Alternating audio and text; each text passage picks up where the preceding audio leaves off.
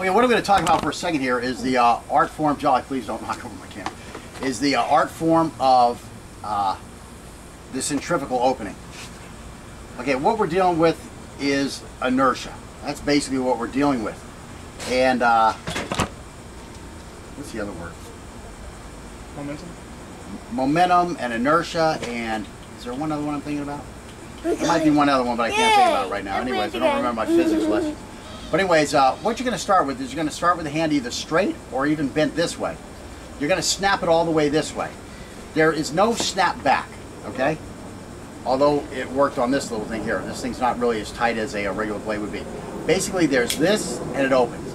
Now this knife is opening because it's a training knife.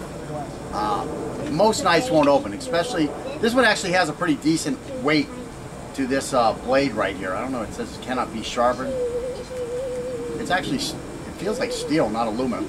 So it has some nice weight to it, okay? But the point is, it's usually not going to open that easy. Let me get a screwdriver and just tighten this down a little bit because it's happening a little too easy for me.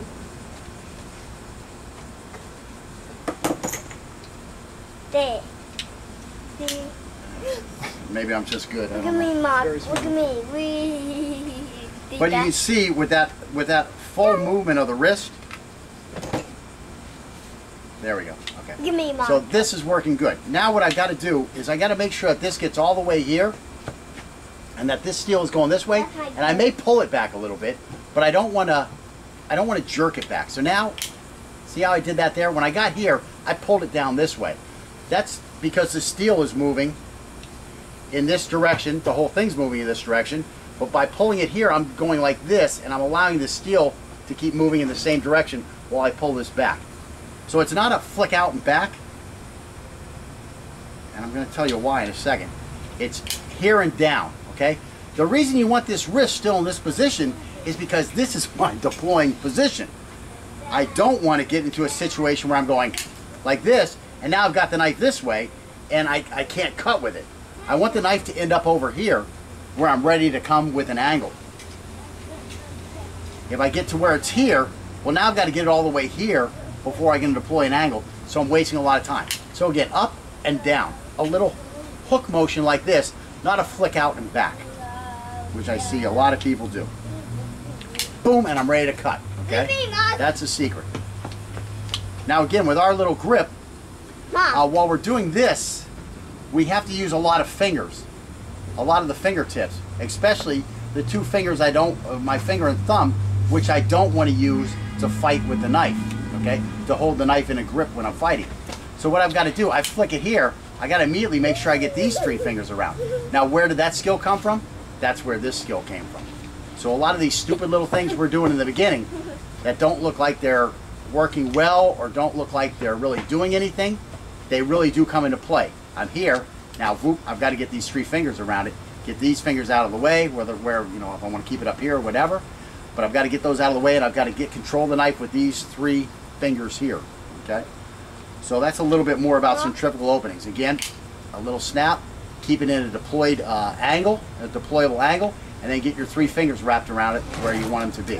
And then we're ready to go. A lot of times what I do, I just like pinch these two fingers together, and my finger and thumb together, and hold them down here. Sometimes my thumb winds up being up here because this is the way I first learned how to do it. Later on I started liking this more. And then sometimes I might even have, you know, my regular just grip on it. That's not what matters where these two fingers are, except for that they're out of the way of the blade. What really matters is that these three are controlling the blade and these are out of the way. Okay?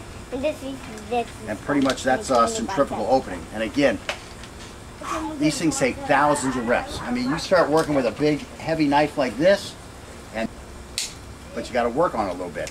And again, I'm coming from here to here, and that little pull down to allow that steel to slide.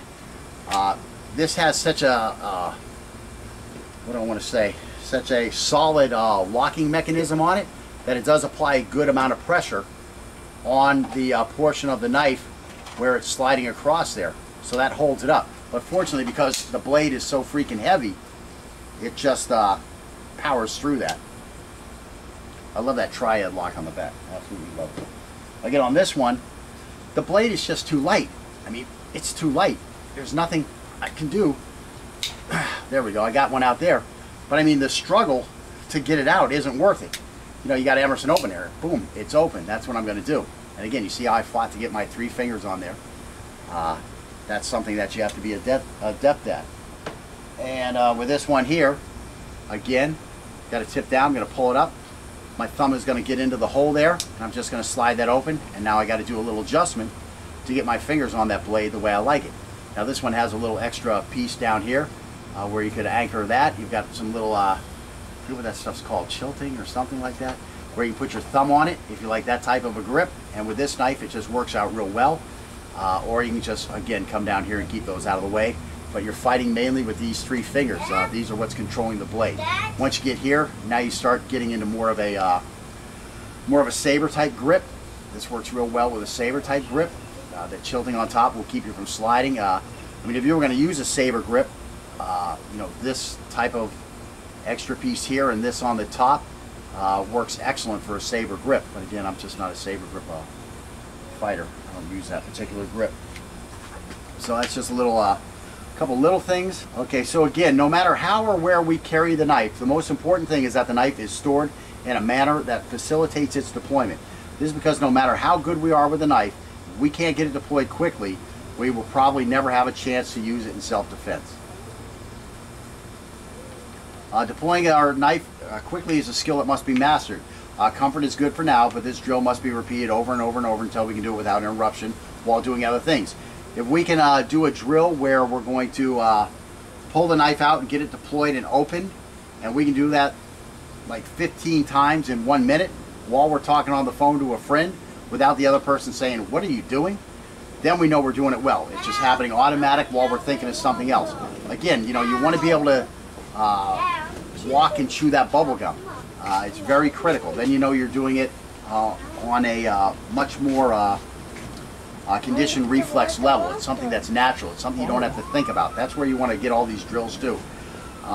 So anyways, that's about it. It's important that we arrange our knife, to have our knife ready. Okay, now I talk about again. It's also important that we arrange to have our knife ready as soon as there is an indication that we are exposed to potential danger.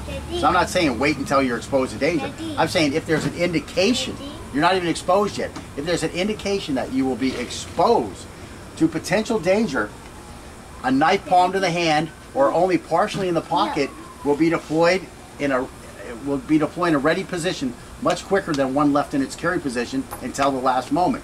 Before considering palming a weapon, we must make sure that we have considered all applicable laws that govern this subject for the location we are at. Like I say, in Florida, you're not going to have a problem carrying a knife in your hand. Okay? In other places, you may have big problems. Make sure you know the laws in your state. That's not going to be a big problem for you if they consider that a concealed weapon because it's palmed in your hand. Again, there may be times where that's a